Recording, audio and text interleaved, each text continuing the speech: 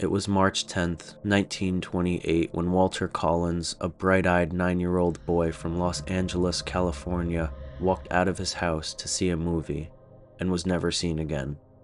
His mother, Christine Collins, would spend the rest of her life searching for him, only to find herself entangled in a case that was stranger than fiction. A case of false truths, deception, and absolute horror. At first, authorities believed Walter had simply run away, but Christine knew better. Walter was a good kid, responsible, and never the type to vanish without a word. Days turned into weeks, and weeks into months, yet there was still no trace of him. Then, in August 1928, a miracle. A boy claiming to be Walter Collins was found in Illinois. The police, under immense pressure to solve the case, quickly arranged for him to be reunited with his mother. Reporters gathered around as Christine stepped forward, her heart racing. But when she looked at the boy standing in front of her, her blood ran cold. This was not Walter. The boy bore a vague resemblance, but he was shorter, thinner, and his teeth were different. Christine immediately told the police they had made a mistake. But instead of listening, they pressured her to take him home, saying she was just in shock and needed time to adjust. The LAPD, desperate for good publicity, needed the case wrapped up, and so Christine did what no mother should ever have to do.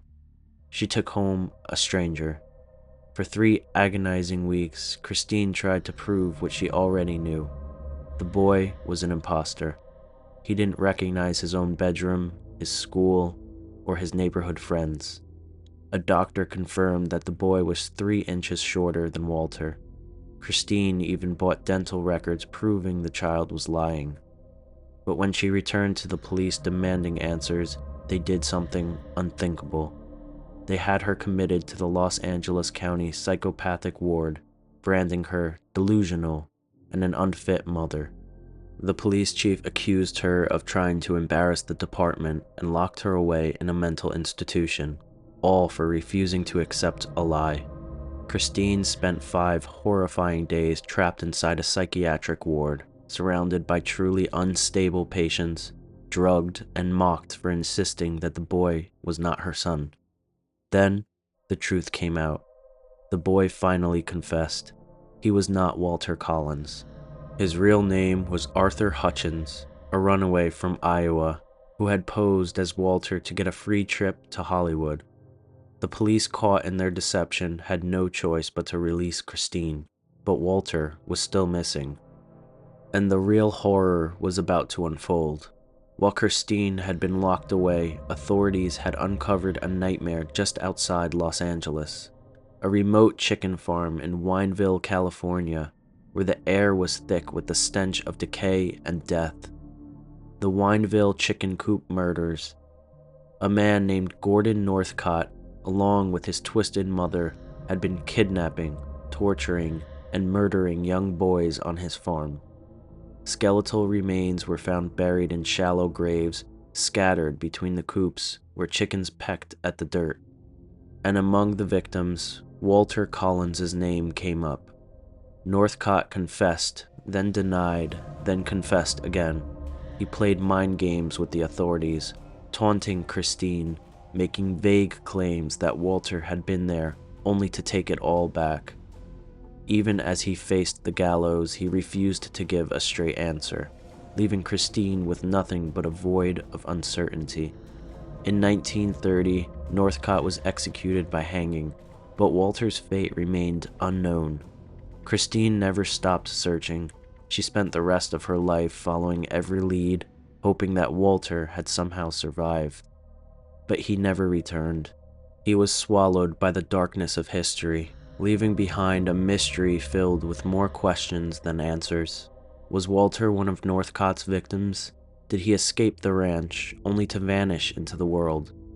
Or was there something even more sinister at play, something that died along with Northcott? No one knows, and Christine Collins went to her grave never knowing the truth. To this day, the case remains one of the most haunting and unsettling disappearances, one that blurred the line between incompetence, cruelty, and pure evil. A case where truth was buried under lies, where justice came too late, and where the ghost of a lost child still lingers, waiting for answers that may never come.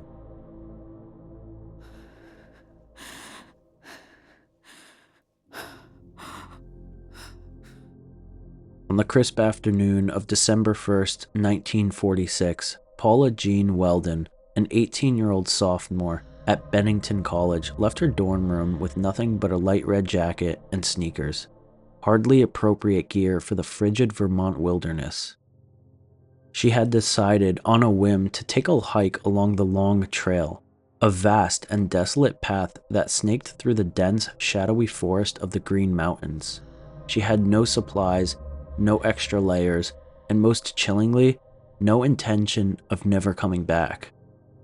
Paula had spoken with her roommate earlier that day, casually mentioning her hiking plans.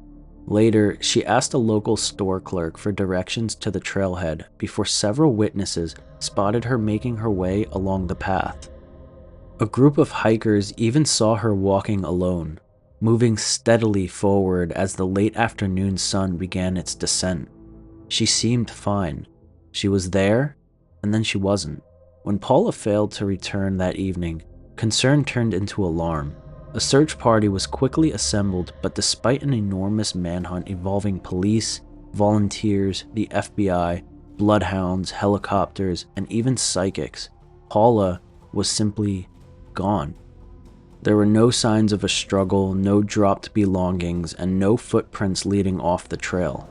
It was as if she had been plucked from reality itself. But the strangest part, she was not the first to disappear here.